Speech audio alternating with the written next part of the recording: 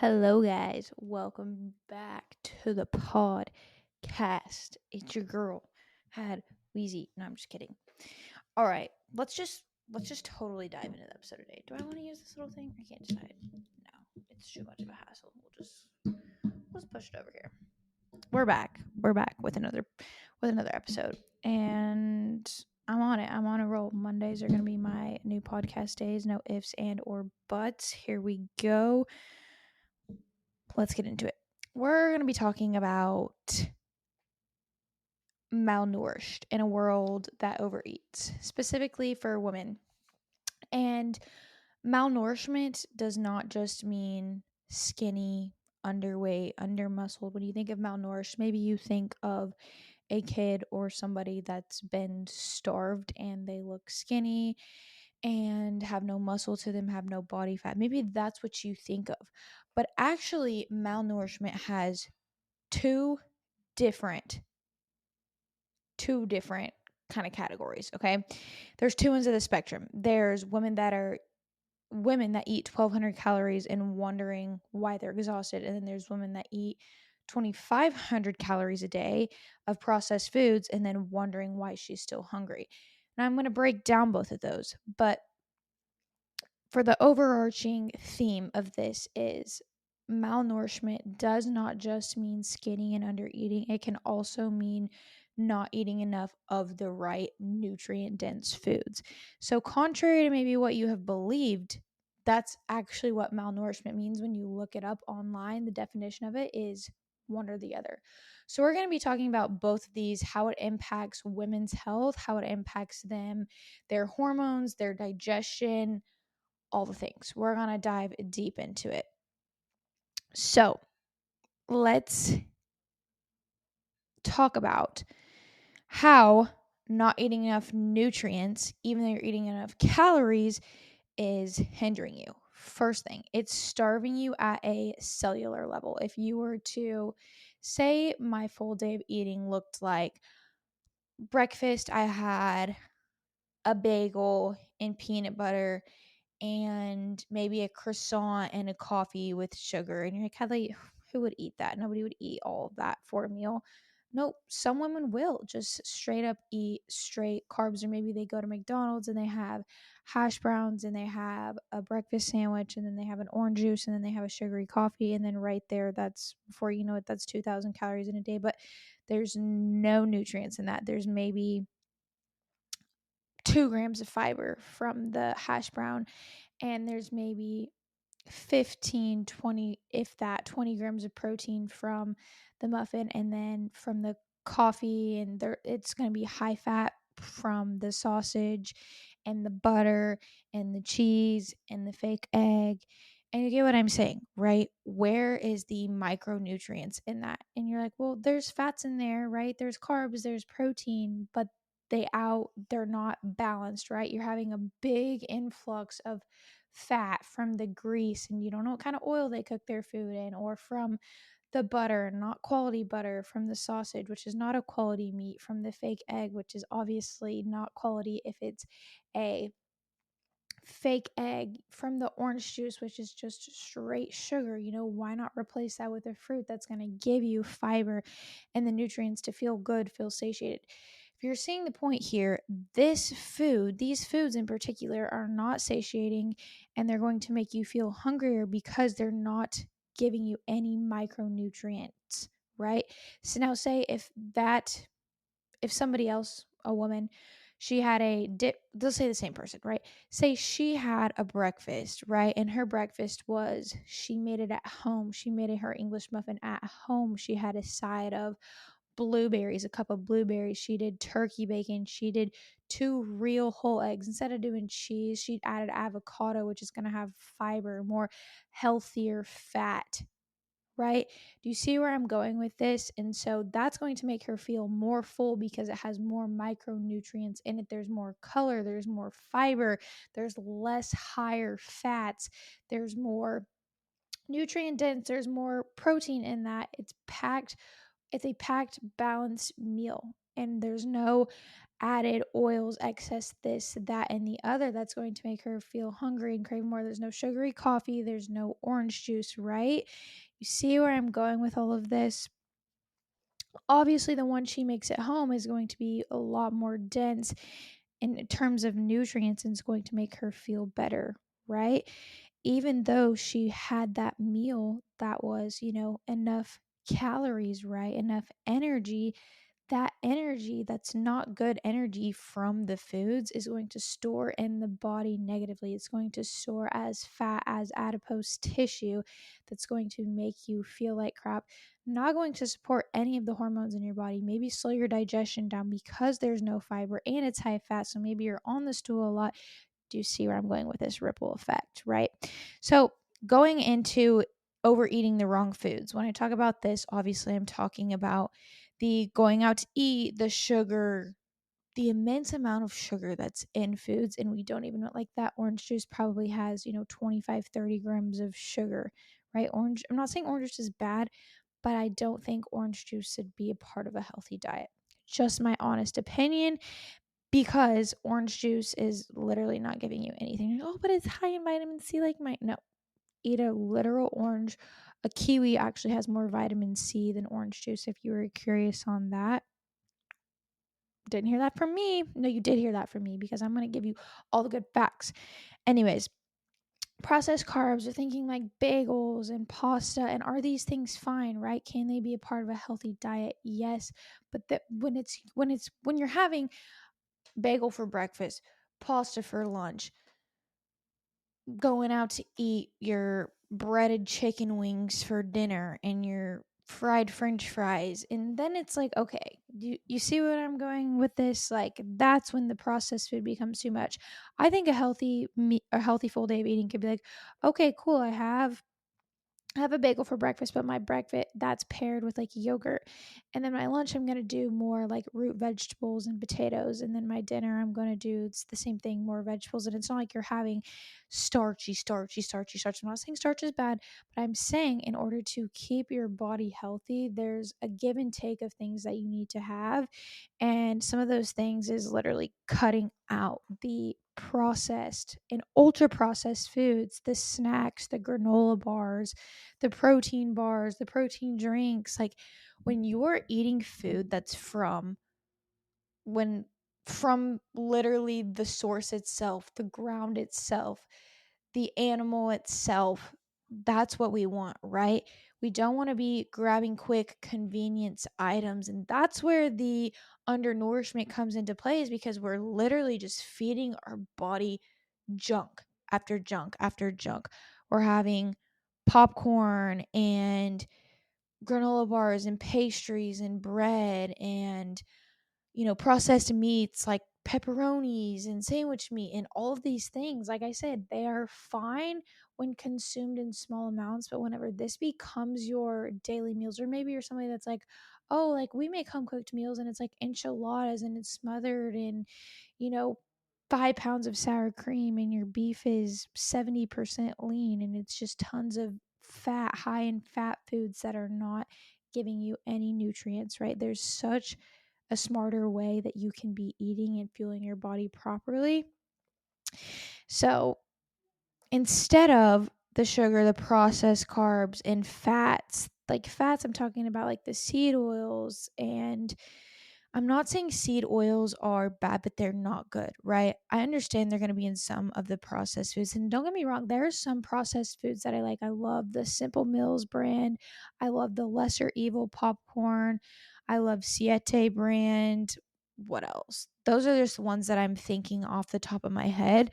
Those ones are good. Those are processed foods that have minimal ingredients, right? So you want to be checking ingredients to make sure what you're eating is quality ingredients, right? It can be processed and have good ingredients. And so that's what I suggest that you look for, and try as much as you can to not have a bunch of like canola oil and vegetable oils and things like that, because we want to be getting our fats from good sources, right? Olive oil. And this means literally drizzling this on your food. Olive oil, avocado, egg yolk, ground beef, salmon, peanut butter, almond butter, and natural, I should say, because those ones, you look at the ingredients on those too, they have palm oil or things like that.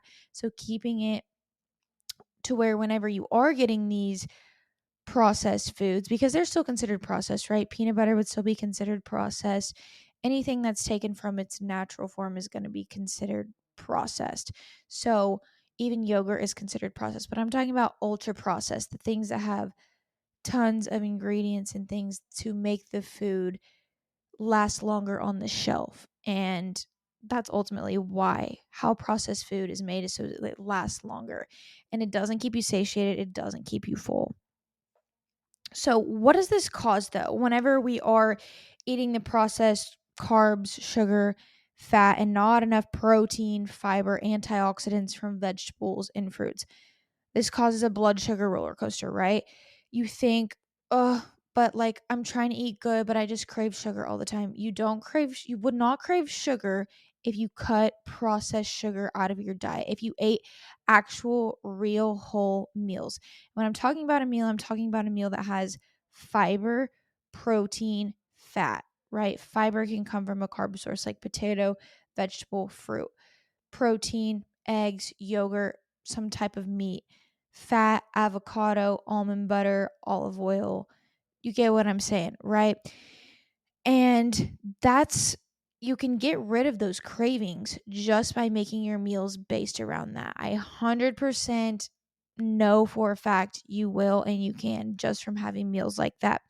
Another thing too is it causes inflammation inside of the body when you're eating these foods, right? Because you're not getting nutrients from real food. Your body's not getting any nutrients at all.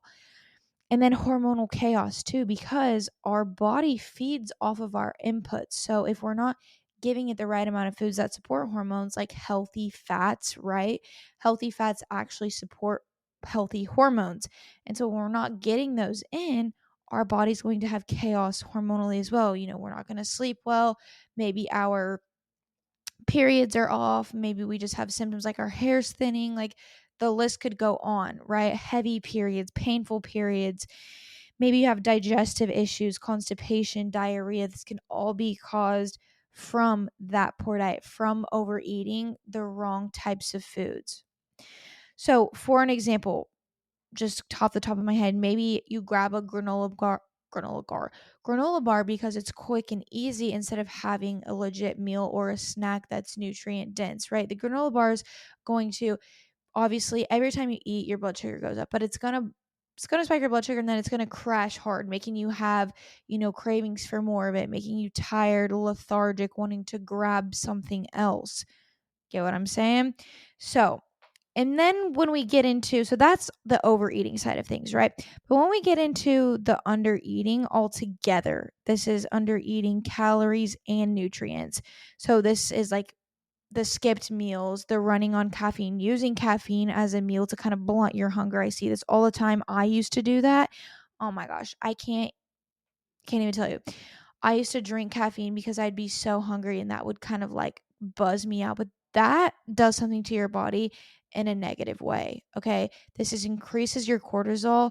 And when your body needs food, but you're giving it an energy drink, it's going to crash. And it's going to crash hard. It's going to literally crash. That caffeine is going to, yes, blunt that hunger for a while, but you are going to feel so low energy 2 to 3 hours after drinking that. It's not even funny. So that's beyond the point. And then maybe you're eating too clean or too little. And so what does this cause, right? Dysregulated nervous system, low thyroid, meaning when you eat too little for too long, and this is why people who have maybe dieted for too long and they reach a point where they're like, okay, I'm not losing weight anymore, but I'm eating 1,700 calories a day. And it's like your body adapts to what you keep giving it. Your thyroid starts to shut down. It doesn't produce thyroid hormone anymore, so that your metabolism is still going and can still lose weight at that calorie intake. So what you have to do is slowly, not slowly, actually, you could increase probably rather quickly, increase your food intake back up so that your metabolism starts firing again. Will you maybe gain weight in that process? You could, but some people actually lose weight because that inflammation has gone down because they're getting the nutrients that they need from foods. And so this could also cause missing period. Digestive issues are a really big common thing. Very, very constipated. That's a really, really big thing that happens to people that are under eating because they're not getting enough nutrients coming in to really have good bowel movements. When we don't have good bowel movements, we know our body's inflamed, we're not detoxing properly, our hormones are not. And so a lot of issues can come from that. And I really want to touch on this, that it is often praised in today's world to be over disciplined and to be under eating and to be so incredibly lean and shredded. And it's like, oh my gosh, you're so fit. And I remember when I was at a point where I was at one of my leanest and people were like, oh my gosh. And I'm like, this is not healthy. Like, I did bodybuilding, obviously. I know that what I put my body through then was not healthy, but people from the outside think that is healthy because your body looks lean and it looks good, but that is not an attainable and or a sustainable body for people. Like, for most people, that's terrible for you. Unless you have good genetics, good for you, cool. But most people, no, that sends their body into overdrive. Take it from me, I literally lost my period, had tons of digestive issues, and it really just causes a bad cascade of effects when you're under eating altogether, calories and nutrients. Really is chronic stress on the body that could be minimized if you did dieting right. And that's where hiring a coach comes into play. And I'd highly recommend having a coach if you plan on doing some sort of a calorie deficit or fat loss, so that when you're doing it, your hormones are not shit. Your digestion does not go to shit, right? Unless you're on the bodybuilding side of things, I'm not talking to you. That's inevitable. That's bound to happen. But a regular lifestyle person should not lose their period, should not have disrupted digestion from being in too harsh of a deficit, right? So, how could this look in your day to day as far as you under eating or overeating too much of the quote unquote bad foods and not enough of the foods that are going to fuel you? So, maybe this is what it could look like. You have coffee in the morning, you crave sugar midday, you can't focus, or you're healthy but your hair is thin, you have no libido, your cycles are off. Both of these things, both of the spectrums, like I've mentioned, so the spectrum to where you're overeating the wrong kinds of processed foods with no micronutrients at all, that can lead to hormone chaos. I've seen it before happen because you're getting fuel but not from the right food sources. Or you can also have metabolic slowdown because you're not getting enough nutrients to produce the thyroid hormone, the things that are going to inevitably make your body function at its best. If you don't have the proper nutrients, your body will not function how it's supposed to, right? You have the right energy, your hormones won't be made correctly, your brain function is off, right? Everything is a cascade effect of what you put inside of your body. The fix. Let's talk about the fix. So, it's not about eating less or eating cleaner. It's about eating better and about eating enough. And what I mean by this is, say you're somebody that's like, I just want to lose weight, so I'm just literally going to cut out every single food I can think of and I'm going to eat as little as possible. Okay, then you're sending your body a signal that, okay, we're stressed out here, right? This is too little. And by too little, I mean you're literally skipping a whole meal. Maybe you're fasting till 12, and then when you do eat, it's like, oh, a little bell pepper here, a little, sandwich meat, and I'm dipping it in ranch and calling it healthy when that's literally a 200, 300 calorie meal. And then you get to dinner and, you eat as little as you can. And then you have maybe a little sweet treat because you feel like, okay, I've done good all day. And by then, you've only eaten 800, 900 calories a day, if that. And that's what I mean by from eating less or cleaner to, and then better or enough is eating breakfast so that your body and your cortisol is not just freaking like sky high because you didn't eat breakfast, you skipped it, you drank coffee. So eating breakfast that's a protein, a carb, and a fat or a fiber source in there. And so I always recommend get in your cup of berries in the morning, get in your cup of fruit, get in your kiwi, whatever it is, that plus a protein and a fat source. And the protein and the fat source could be 3 eggs. You got your blueberries, maybe a little bit more carbs because that's not quite enough. So maybe do banana with a drizzle of honey. Simple, easy, effective, quick, easy. Hard boil your eggs at the beginning of the week. I do this every week. I soft boil my eggs. They're ready to go. I have my fruit. And it's so simple, so easy. Everybody's overcomplicating it, but it's really simple, quick, and easy. The simple, quick, and easy of putting a bagel in the toaster is the same thing of just pre-planning your hard boiling your eggs and just already having your fruit ready to go. Put your cup in, get your cup, and you're ready to go, right? Same freaking thing. Same thing. One's prepared and one is doing something last minute. And so you're eating breakfast, you're eating lunch, you're eating a snack, you're eating dinner, right? I promise you, your body will thrive so much better when you eat good quality foods and the right amount of foods, quantity of foods. Hands down, guarantee it. So when we're thinking about real food, I'm thinking about shopping, and you've probably heard of this, but the outskirts of the store, and that's usually where produce, your meat, your veggies, and all of those things are. I dig it. People are like, oh, you can follow that rule. I dig that rule, right? When you go into the inside, yeah, they have, you can do beans and there's some rice and things like that you can incorporate in there. But majority of your foods, I would say 80 to 90% of your food should be coming from the perimeter of the store.